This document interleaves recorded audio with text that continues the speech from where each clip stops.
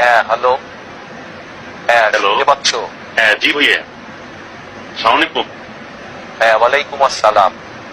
আজকের পারফরমেন্সে খুব হতাশ হলাম। ঢাকায় তো কিছুই করতে পারলে না। মাসুদের জি সাথে ভাইয়া। কথা হয়নি? আসলে আমাদের মাসুদ। জি ভাইয়া, আসলে পুলিশ এত অ্যাক্টিভ থাকবে আমরা ভাবি নাই। শিবিরের ছেলেপেলে গুলো তো আশেপাশেই ছিল, কিন্তু নামার আগেই তো পুলিশ ঝামেলা করবে। আরে আরে ভাই, পুলিশ তো ঝামেলা করবেই, ভাইয়া। কিন্তু তোমরা ছেলেপেলেদের বলো নেই কি করতে হবে না হবে। জি ভাইয়া। শিবিরের ওদেরকে তো বলাই আছে, পুলিশ ঝামেলা করলেই তারা এঙ্গেজ হবে। ভাইয়া প্ল্যান তো তাই ছিল, কিন্তু আমাদের ছেলেগুলো শুরুতেই ভয় পেয়েছে। একটু কম বয়সী ছেলে সব, ওরা অত সাহসী না, আচ্ছা শোনো, শিবিরের মতো না। কাল প্রাইভেট ভার্সিটি থেকে আবার নামবে যতটুকু শুনলাম।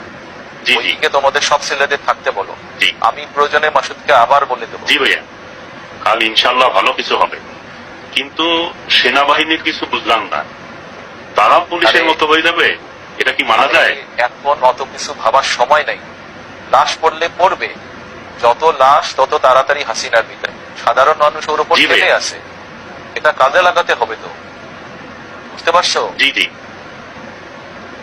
ঠিক আছে, কালকে রেজাল্ট চাই। 18 জুলাই চাই, 19 জুলাই চাই, ঠিক আছে ভাইয়া। বুঝতে পারছো? ঠিক আছে, ভালো থেকো। জি ভাইয়া, সালাম আলাইকুম ভাইয়া।